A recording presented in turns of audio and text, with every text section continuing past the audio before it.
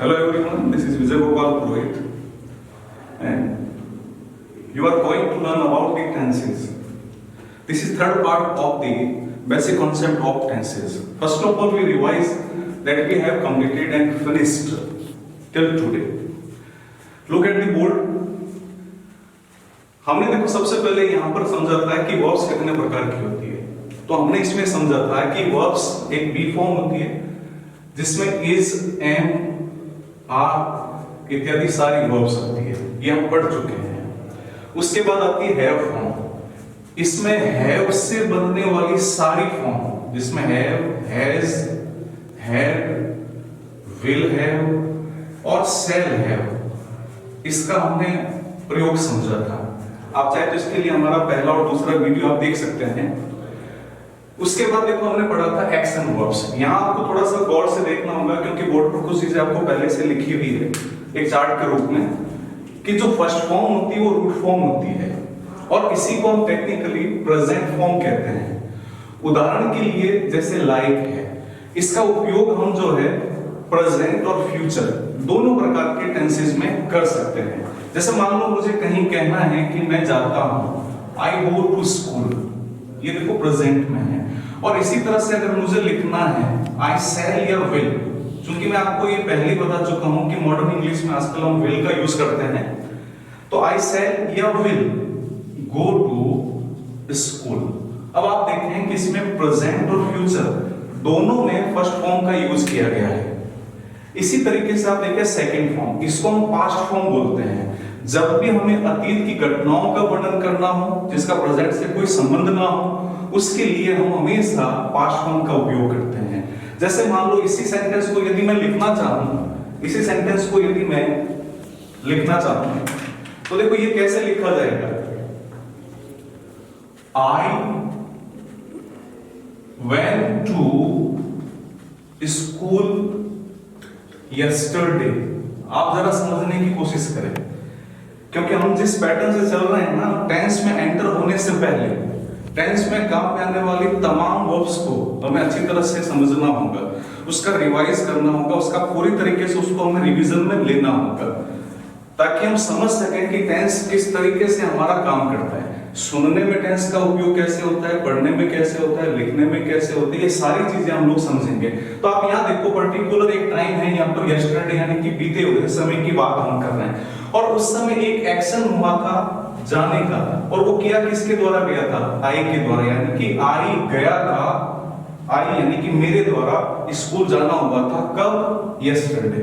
तो ये part second form में आता है. इसी क्रम में हम आगे बढ़ते हैं. आप देखिए बोर्ड की तरफ लिखा हुआ है थर्ड फॉर्म. इसको हम टेक्निकली पास्ट पार्टिसिपल बोलते हैं.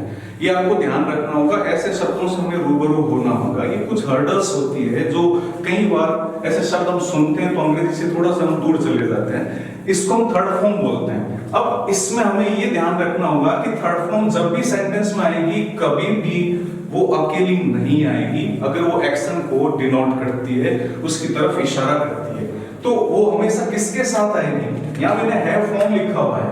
हैव फॉर्म का मतलब क्या होता है? हैव फॉर्म का मतलब होता है कि हैव से बनने वाली, have originated all the forms, जिसमें कि यहां इस तरफ देखें हमने लिखा है have, has, had, will have, shall have. इसी तरीके से should have, could have, would have, must have, तमाम तरह की वर्ब्स जो है वो इसमें शामिल हो सकती है.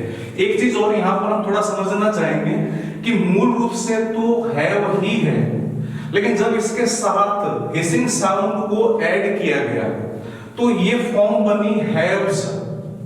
और ये हैव्स धीरे धीरे धीरे धीरे मॉडर्न इंग्लिश में आते आते ये कन्वर्ट हो जाता है हैज में. तो इस तरह से हम कह सकते हैं कि ये हिसिंग साउंड का ही इफेक्ट है.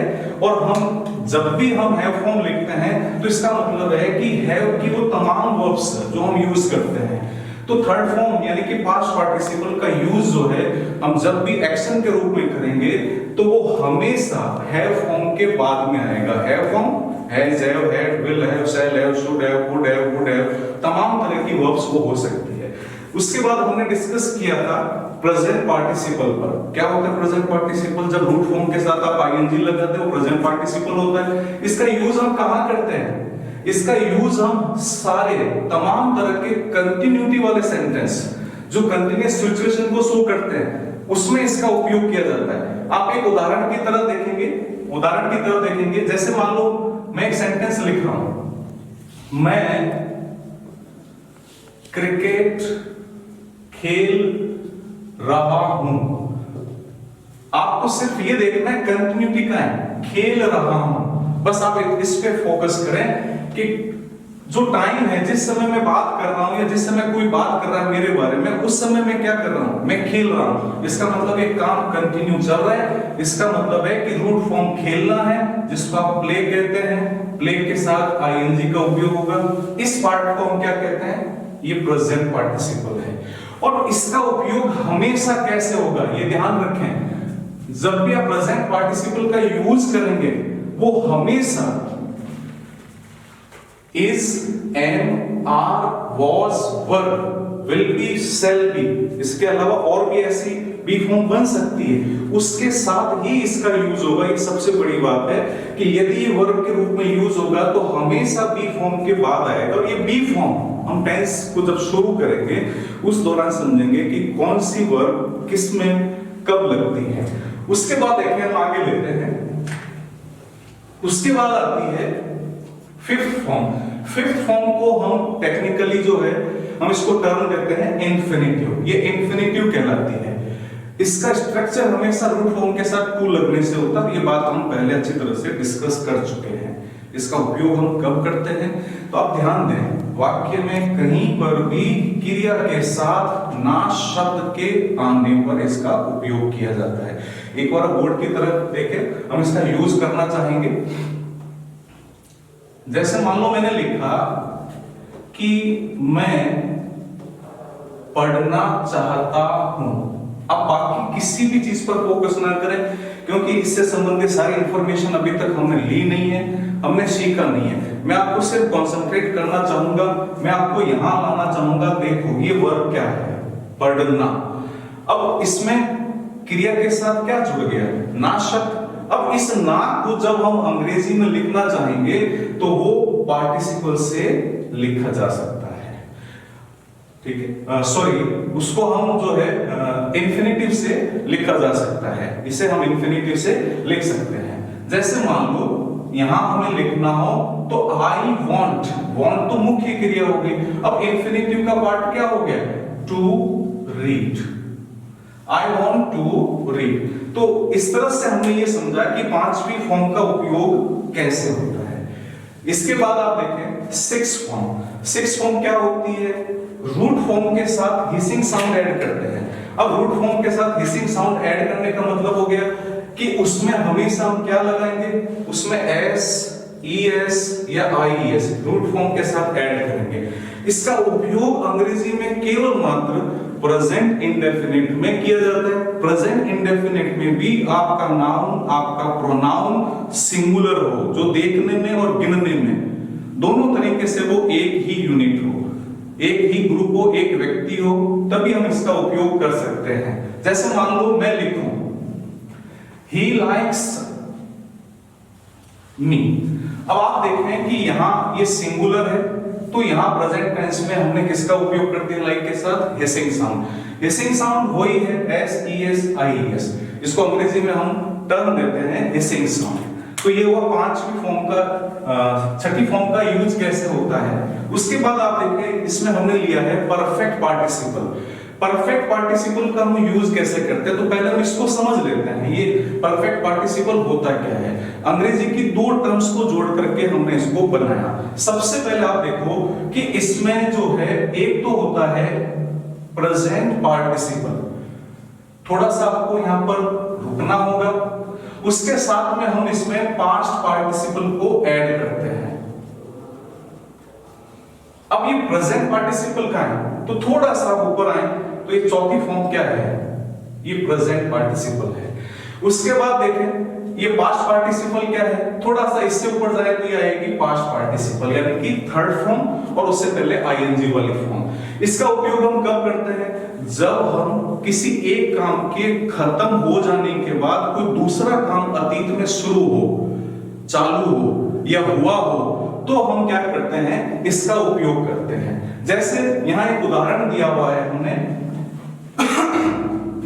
हैविंग सीन द लॉयन, शेर को देखने के बाद, यानी कि शेर को देखने का काम खत्म हो गया और शेर को देखने के साथ ही, उसको देखने के बाद एक दूसरा एक्शन और हुआ, क्या, all the farmers ran away, सारे के सारे किसान भाग गए, यानी कि शेर को देखने के बाद सारे किसान भाग गए। तो ये जो शेर को देखने के बाद ये जो पार्ट है, ये आपका किस में माना जाएगा, ये परफेक्ट पार्टिसिपल में माना जाएगा। और परफेक्ट पार्टिसिपल दोस्तों आपको ये बात ध्यान रखनी है, टर्म थोड़ी सी कठिन लग सकती है, पर आपको गौर क्या करना है कि जो प्रेजेंट पार्टिसिपल मतलब आईएनजी वाली फॉर्म, पास्ट पार्टिसिपल मतलब थर्ड फॉर्म, जहां पर हम हैविंग, बीइंग वगैरह का उपयोग करके इस प्रकार से हम सेंटेंस को बना सकते हैं। तो इस प्रकार से ये पार्ट हम कर चुके थे। उसके साथ साथ हमने ये भी समझा था अपने जो लास्ट वीडियो था उसमें कि टेंस कितने प्रकार के होते हैं। तो हमने समझा था कि टेंस 3 प्रकार के होते हैं, एक प्रेजेंट होता है, एक पास्ट होता है, एक फ्यूचर होता है। प्रेजेंट का हमने ये समझा था कि हिंदी में ह आता है, अंग्रेजी में फर्स्ट फॉर्म आती है। पास्ट में हमने समझा था कि आ, ई, ए की मात्रा आती है और साथ में अंग्रेजी में सेकंड फॉर्म आती है। फ्यूचर में हमने समझा था कि वो सारे एक्शंस जो अब होंगे, भविष्य में प्लान है, उसके लिए हमने क्या किया था कि उसमें हमेशा विल और सेल, याद रखना दोस्तों, विल और सेल। सेल में इसलिए बोल रहा हूं क्योंकि ये पहले यूज होता था, मॉडर्न इंग्लिश में केवल विल का यूज किया जाता है। सेल का फॉर्मेट आजकल अब मॉडल में हम यूज करने लगे हैं। तो जहां पर भी विल और सेल का फॉर्मेट यूज होता है वो हमेशा टेंस ऑप्टिमिस्टिक टेंस कहलाता है, फ्यूचर टेंस कहलाता है। ठीक है, अब इससे आगे हम समझेंगे, उससे पहले आप इन सारी चीजों को समझेंगे। और एक बात, जब भी आप क्लास में पढ़ें तो आप ये मान करके चलें कि आप मेरी क्लास में सामने बैठे हैं, आप ठीक उसी तरीके से व्यवहार करें, आप कमेंट करें, आप नोटबुक लेकर के बैठे हैं, बाकायदा नोट करें, और जहां कहीं भी आपको लगता है कि आपको समझ में नहीं आता है आप कमेंट में लिखें। मेरी कमियां नजर आती है, आपको लगता है कि इसमें कुछ समझ में आपको नहीं आ रहा है, कमेंट इन द सेंस इसका मतलब क्या है कि आपको कुछ समझने में दिक्कत है, आप मुझे लिखें, कमेंट में लिखें, ताकि मैं आने वाले जितने भी वीडियोस होंगे उसमें इस पार्ट को और सरल किया जा सकता है, इस पर विचार किया जा सकता है ना। अब आप इसका एक शॉट लेंगे, स्क्रीनशॉट लेंगे, आराम से इसको समझे, फिर हम आगे आते हैं।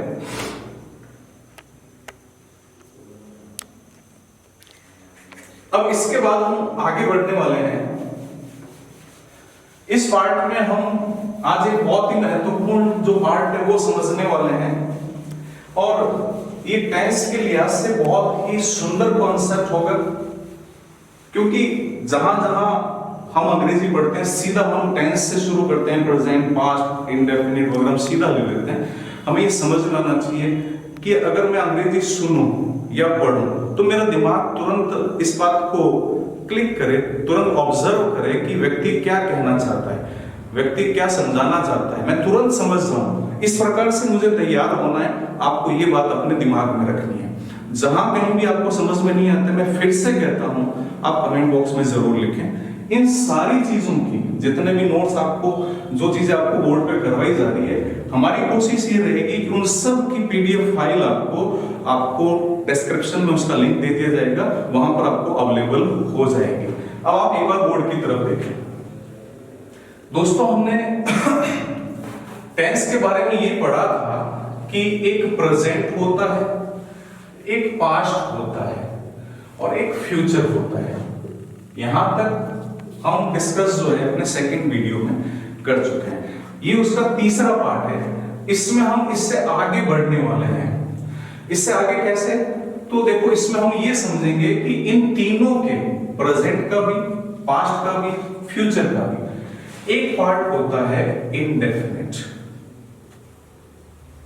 दूसरा पार्ट होता है कंटिन्यूअस, और तीसरा पार्ट जो होता है वो होता है परफेक्ट, और चौथा पार्ट जो होता है वो आपका परफेक्ट कॉन्टिन्यूअस होता है।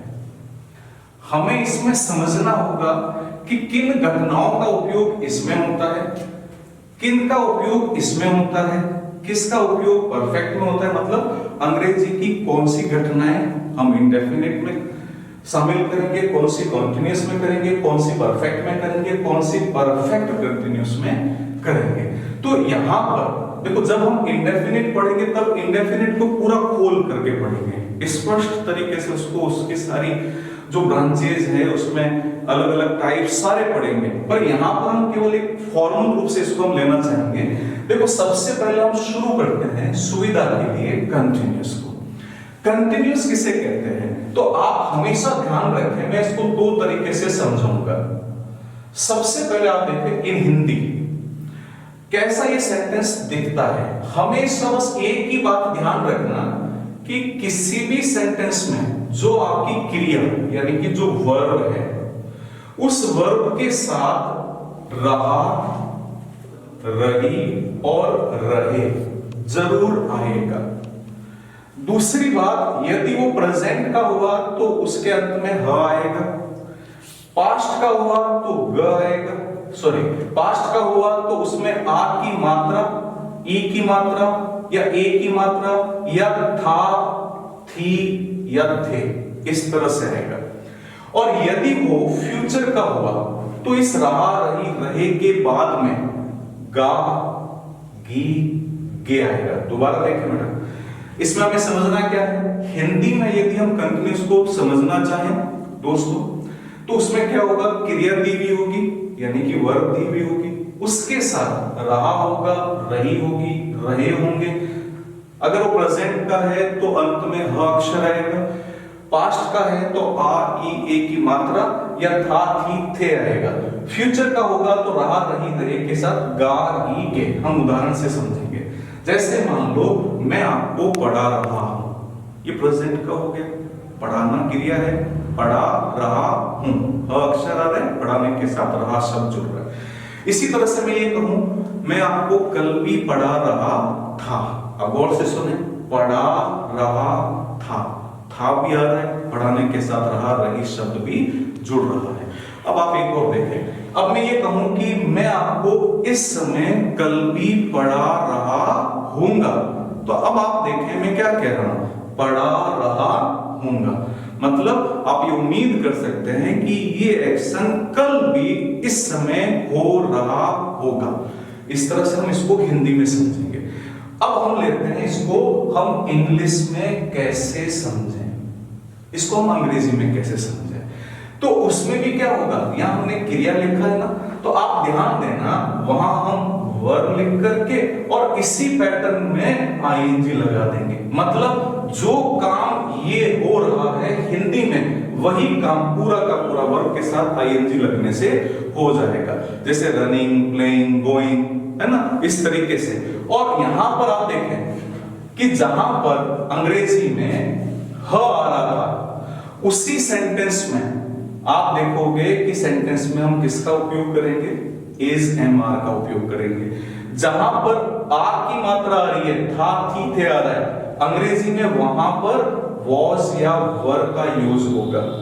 और इसी तरह से यदि सेंटेंस में ग आ रहा है लास्ट में, या यूं कहें कि लास्ट में हिंदी में ग आ रहा है, तो अंग्रेजी में क्या आएगा, वहां पर विल बी और शैल बी का यूज होगा।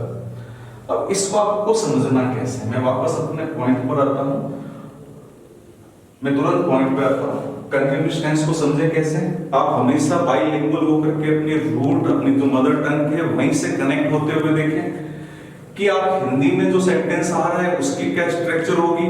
रहा, रही, रहे के साथ ह, आ, ई, ए की मात्रा या ग आएगा। अंग्रेजी में ट्रांसलेट करने के लिए आप क्या करोगे, आप इस रहा, रही, रहे और क्रिया वाले इस भाग को वर्ब के साथ आईएनजी से उसको ट्रांसलेट करेंगे। अगर ह आ रहा है तो इज एम आएगा अंग्रेजी में। अगर आ, ई, ए की मात्रा था, थी, थे आ रहा है तो उसके लिए वॉज वर आएगा। और गा, की, के आ रहा है तो आप ध्यान देना उसके लिए क्या आएगा, विल बी, शैल बी। मैं आपको इससे वापस जो कल का वीडियो था उससे कनेक्ट कर रहा हूं। देखो प्रेजेंट है इसलिए is am are first form का यूज हो रहा है। पास्ट है आ, ई, ए, ये सेकंड वॉज वर, ये सेकंड फॉर्म का पार्ट है। और उसके बाद देखें अगर फ्यूचर है तो आप देखें कि वहां पर विल और शैल का यूज हो रहा है। यही हमारा मेन कॉन्सेप्ट है। हमेशा ध्यान रखें प्रेजेंट होने पर आप उसमें हमेशा फर्स्ट फॉर्म का यूज करेंगे, चाहे वो इजेमर के रूप में हो, हैजेव के रूप में हो, या किसी और फॉर्म के रूप में हो, या रूट फॉर्म के रूप में हो, हिसिंग साउंड के रूप में हो। और इसी तरीके से पास्ट होने पर उसमें हमेशा सेकंड फॉर्म आएगी। सेकंड फॉर्म चाहे वो बी फॉर्म हो, चाहे हे फॉर्म हो, और चाहे वो एक्शन फॉर्म हो, उसमें हमेशा सेकंड फॉर्म आएगी। इसी तरीके से फ्यूचर में हम देखेंगे तो फ्यूचर का केवल एक ही चीज आपको देखना होगा, अंग्रेजी में उसमें विल या शैल आएगा, और अगर हिंदी में जाएंगे तो सेंटेंस के अंत में जो है हमेशा ग का उपयोग होगा। ठीक है, अब एक चीज को और समझना आपको, इसके बाद हम लेते हैं यहां पर परफेक्ट कंटिन्यूस, कंटिन्यूस और परफेक्ट कंटिन्यूस। इसको हम कैसे समझें? तो दोस्तों यहां थोड़ा सा आपको तुरंत बोर्ड की तरफ देखना होगा, आपको अच्छी तरीके से समझना होगा। ये थोड़ा हैवी कॉन्सेप्ट है।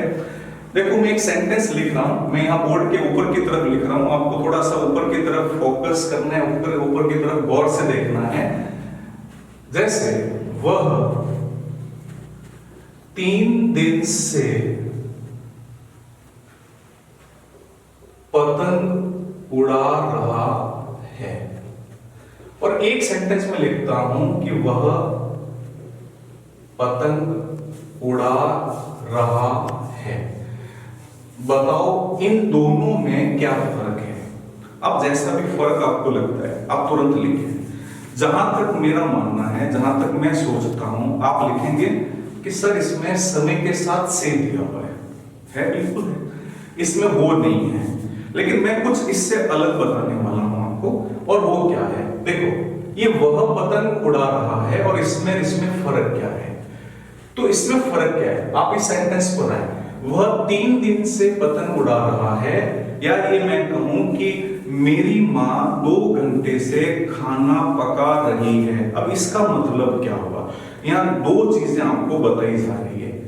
3 दिन में मेरी माँ ने जितना खाना बनाया उतना बनाया जा चुका है, मतलब work partially has been completed, not completely completed।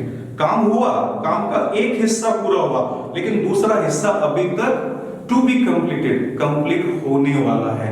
जब हम किसी काम की इन 2 अवस्थाओं को सेंटेंस में लिखना चाहें तो उसको हमेशा हम परफेक्ट कंटिन्यू के द्वारा लिखेंगे। मैं ऐसे 2-3 सेंटेंस और बोलूंगा, आप उसको सुने और कमेंट बॉक्स में जरूर लिखें कि आपको कहां दिक्कत आ रही है। जैसे मान लो मैं ये कहूं कि मैं आपको पिछले 3 दिन से क्लास में पढ़ा रहा हूं, अब इसका आप क्या आशय निकालेंगे?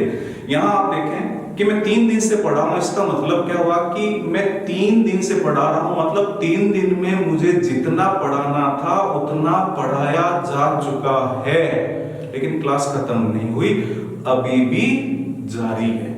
इसका मतलब है कि मैं कहीं एक समय के प्लेटफॉर्म पर किसी एक पॉइंट पर आकर के मैं मूल्यांकन करना चाहता हूं कि काम कितना हुआ, तो वो तो होगा परफेक्ट का हिस्सा। ध्यान देना, क्योंकि परफेक्ट कंटिन्यू में हमेशा हैव के साथ हम क्या करते हैं? बीन का उपयोग करते हैं। और बीन क्या होती है? थर्ड फॉर्म होती है। और हैव के साथ थर्ड फॉर्म का उपयोग हम कब करते हैं? कंप्लीशन को शो करने के लिए करते हैं। तो यहां पर हम क्या करेंगे? वह 3 दिन से पतंग उड़ा रहा है, मतलब 3 दिन में जितनी उसको उड़ानी थी वो तो उड़ा दी उसने, उतना तो उड़ा चुका है, आगे उसका काम अभी भी जारी है। तो ऐसे पार्ट को हम क्या करेंगे कि जहां पर हम क्या कहेंगे, जो आपका पार्ट परफेक्ट कंटिन्यू में है उसमें क्या होगा कि कुछ कार्य हो चुका होगा, कुछ कार्य हो चुका होगा और बाकी का कार्य चल रहा होगा, चल रहा होगा। अगर किसी भी सेंटेंस में इस तरह की सिचुएशन है कि काम तो चल रहा है लेकिन उसका कुछ पार्ट हो चुका है, तब हम हमेशा किसका उपयोग करेंगे? परफेक्ट कंटिन्यू का उपयोग करेंगे। तो यहां पर हमने 2 चीजें समझी दोस्तों। एक तो हमने समझा कि जो कंटिन्यूअस टेंस है वो कैसे हम समझते हैं, हिंदी में भी और अंग्रेजी में भी। इसमें भी हम क्या करेंगे, हिंदी में जब समझेंगे तो हमेशा हम देखेंगे कि एक समय का पार्ट जरूर दिया होगा और कंटिन्यूटी उसमें रहेगी। समय का पार्ट दिया होगा, कंटिन्यूटी उसमें रहेगी। तो इस तरह से हम उसको परफेक्ट कंटिन्यू को समझ सकते हैं। इसको हम अंग्रेजी में कैसे समझें, तो उसके लिए आपको ध्यान देना होगा कि हैव फॉर्म आएगी और हैव फॉर्म के साथ हमेशा बीन, ये जो पार्ट है ना, हैव प्लस थर्ड फॉर्म ही कहलाता है और कंप्लीट हुए एक्शन के लिए इसका उपयोग होता है। और जो काम जो है चल रहा है उसके लिए हम वर्ब के साथ आईएनजी का उपयोग करते हैं, यानी कि two states of the action. हम मूल्यांकन करें तो काम कितना हुआ वो भी हमने देखा, उसके बाद में जो काम चल रहा है उसको भी हमें बताना है। यानी कि दो प्रकार की बातों का उल्लेख अगर हमें एक ही सेंटेंस में करना है इस प्रकार की सिचुएशन में, तो उसमें हम हमेशा परफेक्ट कंटिन्यू का उपयोग किया करते हैं। इसको आराम से देखें, समझें, नोट करें, इसका एक स्क्रीनशॉट लें।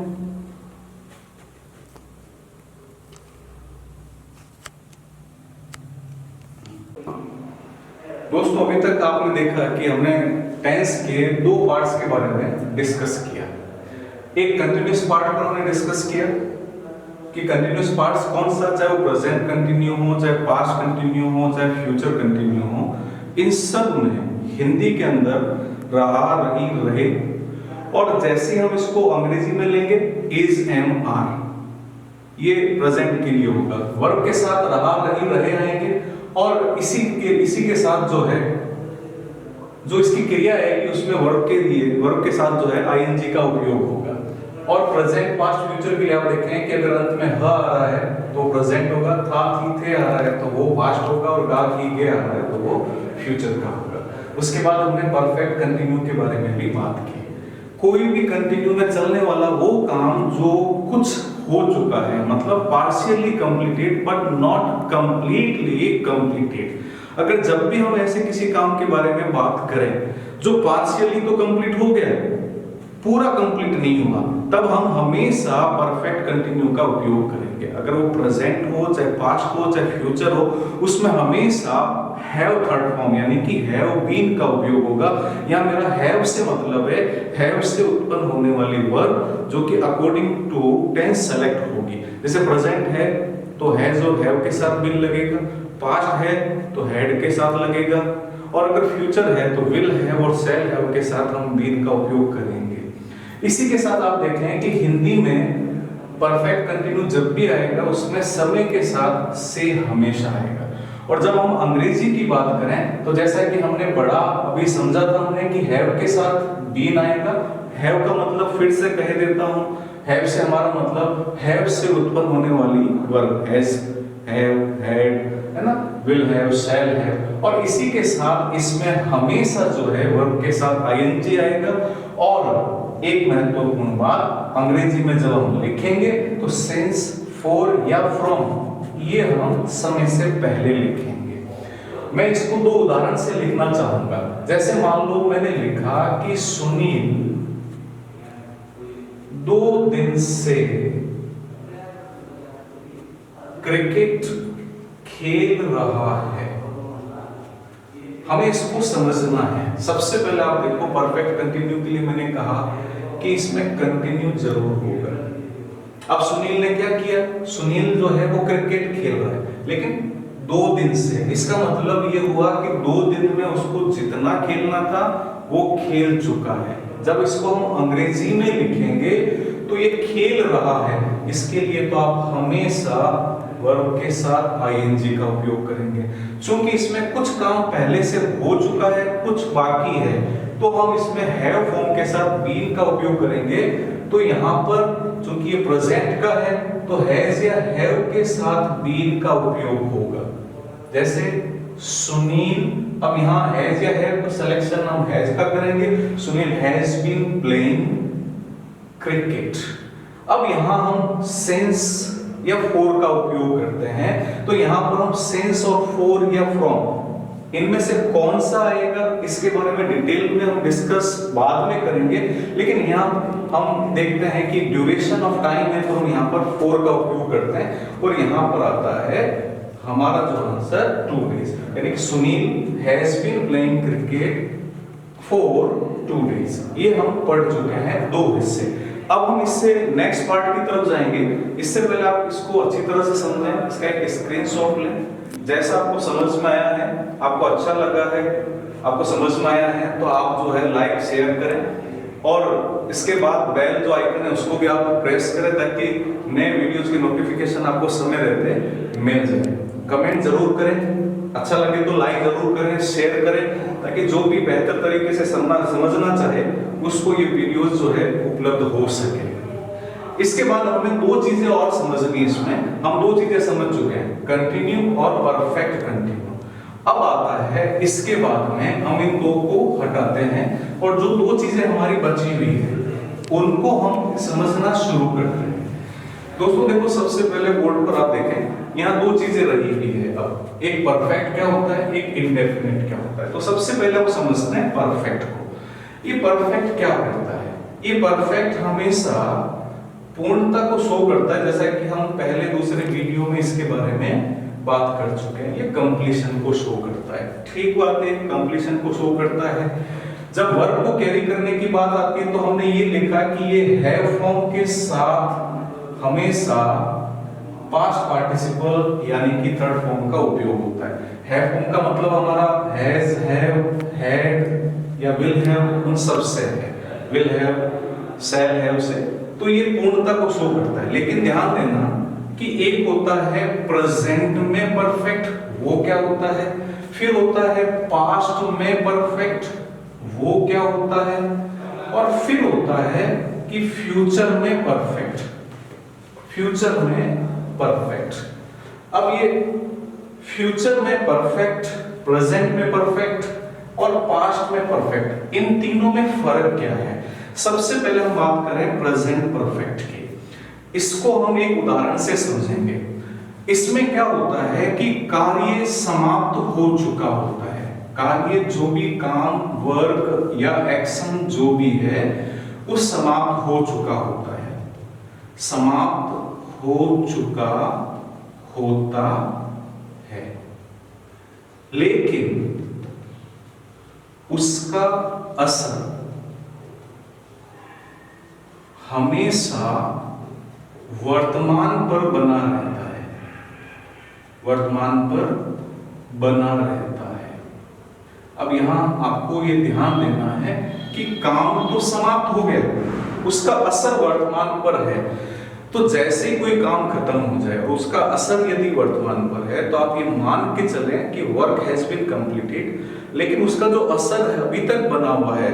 जब भी कोई ऐसी घटना होगी वो हमेशा प्रेजेंट परफेक्ट में आएगी। एक उदाहरण देना चाहूंगा दोस्तों इस बात को क्लियर करने के लिए। जैसे मान लो मैं अगर ये कहूं कि मैं खाना खा चुका हूं, काम तो खत्म हो गया खाना खाने का। अब क्या करें, इसको समझे कैसे? खाना तो मैं खा चुका हूं, इसका असर क्या है कि मुझे अभी भूख नहीं है, ये उसका जो काम कंप्लीट हुआ उसका असर है। तो ऐसी घटना जो है वो हमेशा किसमें आएगी? वो हमेशा प्रेजेंट परफेक्ट के दायरे में आएगी।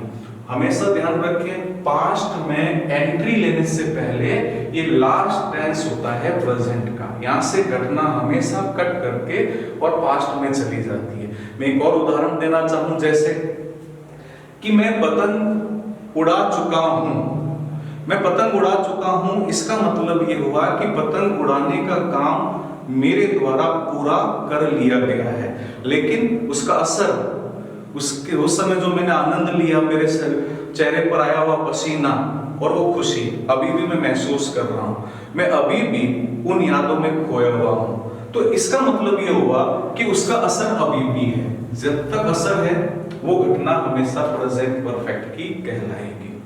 जैसे मान लो अभी मैं ये कहूं, कोई दोस्त मेरे पास आए और कोई कहे कि बाहर की तरफ बारिश आई है, मतलब बारिश आ चुकी है। बारिश तो आके चली गई, लेकिन सड़कें गीली है, चारों तरफ पानी भरा हुआ है, इसका मतलब बारिश के आने का असर अभी भी जारी है। तो काम तो पूरा हुआ, असर वर्तमान पर है। जब तक वो असर है वो घटना प्रेजेंट में रहेगी, लेकिन जैसे ही वो असर वर्तमान से खत्म होगा, घटना प्रेजेंट से निकल करके पास्ट में चली जाएगी और वहां हमेशा सेकंड फॉर्म का उपयोग होगा। दोबारा सुनना, मैंने पहले कहा कि मैं पतंग उड़ा चुका हूं। अब अगर मैं ये कहूं कि कल मैंने पतंग उड़ाई थी, अब उस घटना का प्रेजेंट से कोई संपर्क नहीं है, उसका कोई असर नहीं है, तो वो पास्ट में चली जाएगी। तो हम बात प्रेजेंट परफेक्ट की करें, काम पूरा हो जाए और उसका असर बना रहे, तो वो हमेशा प्रेजेंट का परफेक्ट होगा। अब हम बात करते हैं पास्ट के परफेक्ट की। यहाँ दोस्तों ध्यान देना, पास्ट परफेक्ट में ज्यादातर या यूं कहें कि हमेशा दो घटनाओं का वर्णन साथ में होगा। पास्ट में पहली बात तो ये देखें कि ये पास्ट में होने वाली घटना होगी, पास्ट में पूरी हो चुकी घटना होगी, एक घटना पहले होगी और एक घटना बाद में होगी। हमेशा इस तरह से उसको लिखा जाएगा कि जो घटना पास्ट में पहले हुई है उसको परफेक्ट माना जाता है, और जो घटना पास्ट में बाद में हुई है उसको पास्ट का इंडेफिनिट माना जाता है। इन दोनों को जोड़ों में ज्यादातर लिखा जाता है, ये पेयर्स में लिखा जाता है। हाँ, कई बार इसको अलग तरीके से भी लिखा जा सकता है, ठीक है। इसका उदाहरण हम इस तरह से समझें, जैसे मैं आपको बोल के बताता हूं, मेरे घर पहुंचने से पहले ही पिताजी आ चुके थे। दोस्तों ध्यान देना, यहां सेंटेंस में दो काम हो रहा है, दो काम हो रहे हैं। एक तो मेरा घर पहुंचना, दूसरा पिताजी का आना। मेरे घर पहुंचने से पहले पिताजी आ चुके थे। बताओ इसमें काम पहले कौन सा हुआ? पिताजी का आना, और उसके बाद मेरा पहुंचना। पर गौर करें, दोनों घटनाएं किसकी है? पास्ट की है। तो यहां कॉम्बिनेशन में क्या हुआ कि जो घटना पहले लिखी जाएगी, मतलब जो पहले हुई है वो कौन सी है? पिताजी का आना, वो पास्ट का परफेक्ट होगा। और पास्ट का जो परफेक्ट होता है उसमें हम हमेशा हेड के साथ वर्ब की थर्ड फॉर्म का उपयोग करते हैं।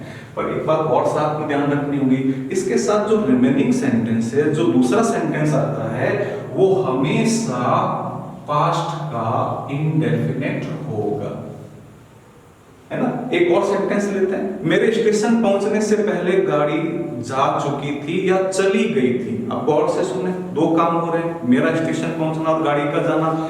मेरे स्टेशन पहुंचने से पहले गाड़ी जा चुकी थी, काम तो गाड़ी का जाना हो रहा है पहले, तो गाड़ी के जाने के साथ हम पास्ट परफेक्ट का यूज करेंगे। और दूसरा जो मेरा पहुंचना है वो पास्ट इंडेफिनिट, मतलब सेकंड फॉर्म में उसको लिखा जाएगा।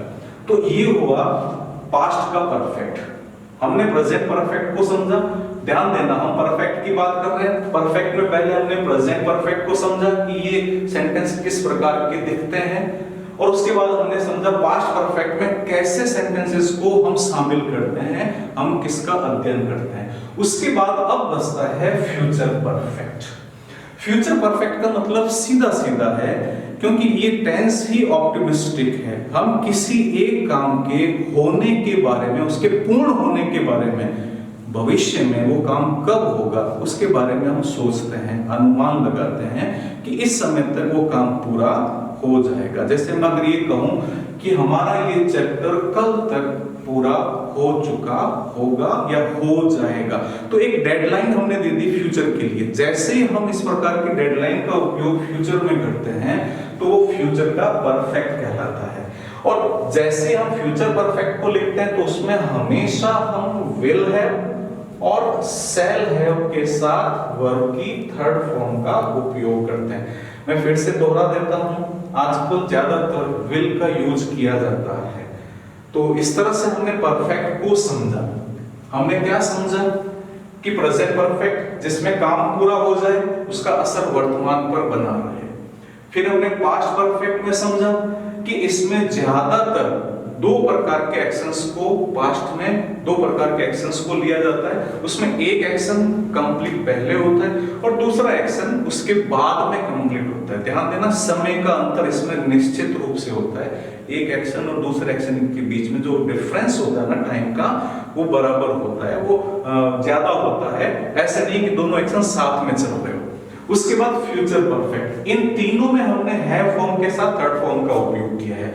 मोटा मोटी आपको ये मैं बताना चाहता हूं कि परफेक्ट में हमेशा हैव प्लस थर्ड फॉर्म का उपयोग होगा, प्रेजेंट में हैज हैव के साथ थर्ड फॉर्म आएगी, पास्ट में हैड के साथ थर्ड फॉर्म आएगी, लेकिन पास्ट परफेक्ट में ज्यादातर एक सेंटेंस आप में और मिलेगा वो पास्ट इंडेफिनिट का होगा, उसमें हमेशा सेकंड फॉर्म का यूज होगा।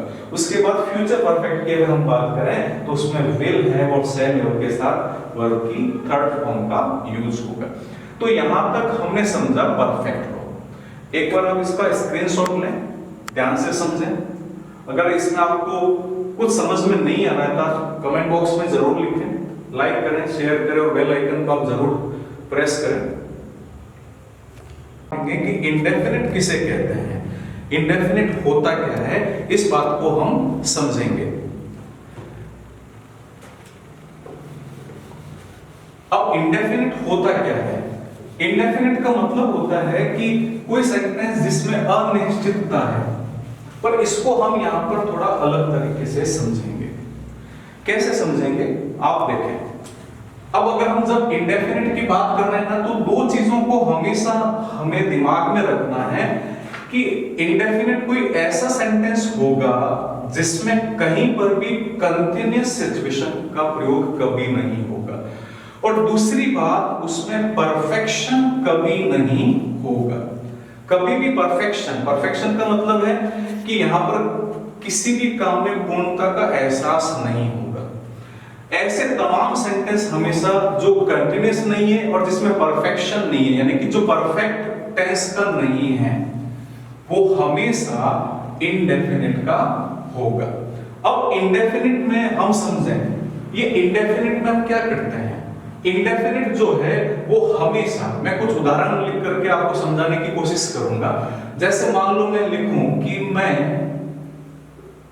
स्कूल जाता हूं, दूसरा मैं लिखूं कि मैं स्कूल जा रहा हूं, और तीसरा मैंने लिखा कि मैं स्कूल पहुंच चुका हूं।